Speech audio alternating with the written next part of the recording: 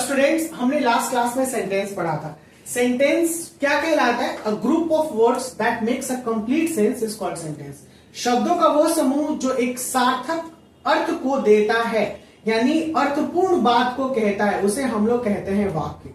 लेकिन आज हम लोग जो पढ़ने वाले हैं वो है फ्रेजेस। लास्ट क्लास में मैंने बोला था कि नेक्स्ट क्लास में हम लोग फ्रेज पढ़ेंगे। आखिर ये फ्रेज क्या है? फ्रेज बहुत बार आता है हम लोगों के साथ में। हम लोग जब भी कोई बात करते हैं, जब भी कोई बातों में, तो ये फ्रेजेस शामिल हो जाते हैं। ये फ्रेजेस क्या कहलाते हैं? इनको फ्रेजेस को हिंदी में हम लोग बात करते हैं वाक्यांश। क्या कहते हैं? वाक्यांश।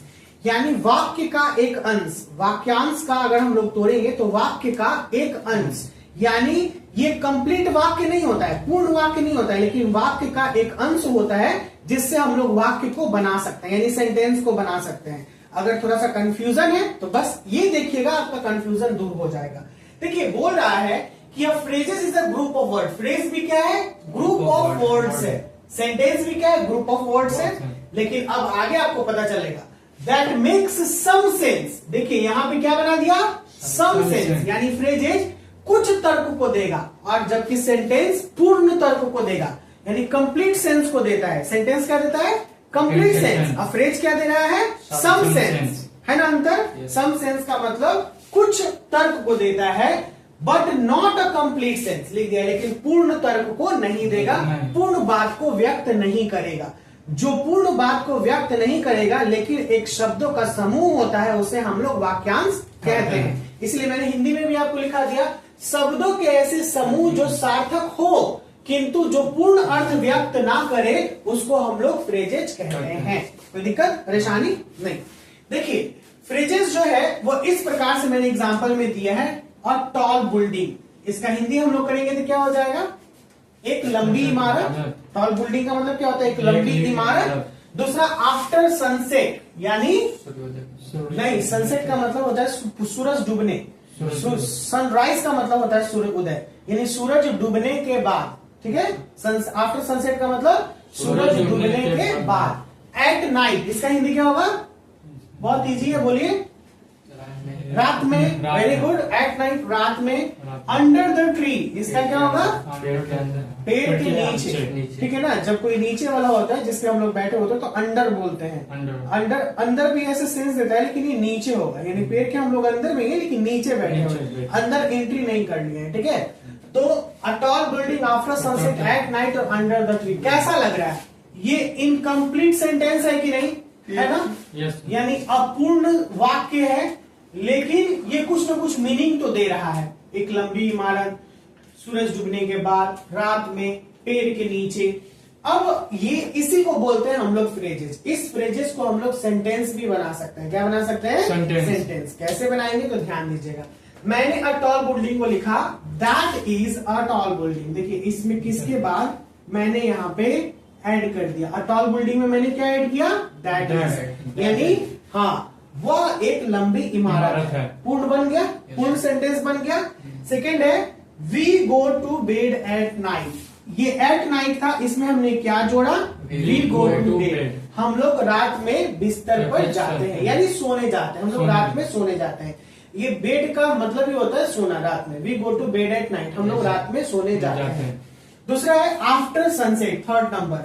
इसमें हमने क्या जोड़ा? They went home after sunset. वे सूरज डूबने के बाद घर गए। ठीक है ना? इसका हिंदी होगा। तो ये कहने का मतलब जो मैंने बताया, ये एक इनकम्प्लीट सेंटेंस में बात कर रहा था, जो कि फ्रेजेस थे। फ्रेजेस को हमने पूर्ण बना दिया तो ये सेंटेंस बन गया। लास्ट आपका है, तुम बोलो क्या है? मैं पेड़ के नीचे बैठा था। ठीक है, इंग्लिश बोलो, ये क्या बोल रहा है? I was sitting under the tree. I was sitting under the tree, मैं पेड़ के नीचे बैठा था। Very good.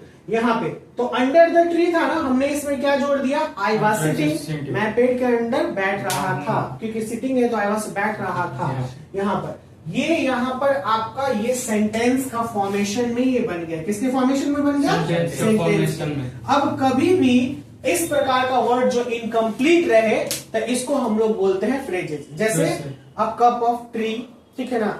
Sorry, a cup of tea, okay, blue pen, red pen, ये सब इनकम्प्लीट है लेकिन ये फ्रेजेस बोलेंगे। क्या बोलेंगे? फ्रेजेस। ठीक है? At day, at night, in the morning, in the evening, ठीक है, go there, come here, these are phrases. ये क्या है? Phrases। फ्रेजेस है। अब हमें इसमें मैंने एक आपको क्वेश्चन दिया है बनाने के लिए, 5 है। Find out the sentence and phrases. आपको सेंटेंस बताना है कि सेंटेंस कौन है और फ्रेजेस बताना है कि फ्रेजेस कौन है। तो सबसे पहले आपका है, ये क्या है? सेंटेंस है या फ्रेजेस है? ये फ्रेज नहीं, सेंटेंस है ये, कैसे सेंटेंस है? क्योंकि ये फुल कंप्लीट। कंप्लीट मीनिंग को दे रहा है। आई इंग्लिश करो, क्या बोल रहा है? आई साई टाइगर, यानी मैंने बाघ को देखा। ये पूर्ण रूप से तो एक सेंटेंस है, ये एकदम बिल्कुल सही आपने कहा। Okay right. तुम्हारा है, ये क्या है? At the station. क्या है? At the station. ये क्या है? फ्रेजेज है या सेंटेंस है? सेंटेंस है सर। कैसे? क्या इसमें at the station, at the station इसलिए सेंटेंस। आप बताइए क्या है? फ्रेजेस है, क्यों फ्रेजेज है? क्योंकि मतलब फुल कंप्लीट नहीं है। फुल कंप्लीट नहीं दे रहा है। एट द स्टेशन यानी स्टेशन पर दे रहा है, लेकिन कौन है, क्या है, वो नहीं। ये नहीं बता रहा है। तो इसीलिए क्या है? ये फ्रेजेज कहा जाएगा। क्या कहा जाएगा? Phrases। फ्रेजेज। अब तुम्हारा है तीसरा, देयर वाज ए किंग, ये सेंटेंस है। कंप्लीट। बहुत बढ़िया। एक राजा था, सेंटेंस बनाया, देयर वाज अ किंग। आपका है एन ऑनेस्ट मैन। गुड, बहुत बढ़िया। क्या है? फ्रेजेज है या सेंटेंस है? ऑनेस्ट मैन ये सेंटेंस है सर। नहीं फ्रेजेस है। पक्का? हाँ सर। चलिए बहुत बढ़िया। ये फ्रेजेज होगा, सेंटेंस नहीं होगा, क्योंकि पूरा फ्रेजेस बात नहीं इसलिए है। Sir A an honest man है। हाँ, क्योंकि इनकम्प्लीट सेंटेंस हाँ। है। ठीक है। और आप बताइए क्या है? ये फ्रेज है। ये फ्रेजेस है एवरी समर। अब यहाँ पे एक बात हम आपको क्लियर करना चाहते हैं। आपने देखा कि जितना भी अभी हम लोग देख रहे हैं, किसमें? फ्रेजेस में। फ्रेजेस में, इसमें वर्ब नहीं है क्या वर्ब? नहीं सर। नहीं है वर्ब। याद रखिएगा ये चीज। जिसमें वर्ब नहीं रहेगा उसको हम लोग फ्रेजेस भी बोल सकते हैं, लेकिन जिसमें वर्ब रहेगा वो सेंटेंस कहलाता है। जैसे देखिएगा, हमने कहा अ टॉल बिल्डिंग, यहाँ पे है ना, तो ये वर्ब नहीं है, यहाँ वर्ब है। That is a tall building. देख रहे हैं, ये सब्जेक्ट हो गया, वर्ब हो गया, इसको पूरा ऑब्जेक्ट हम लोग बोलेंगे।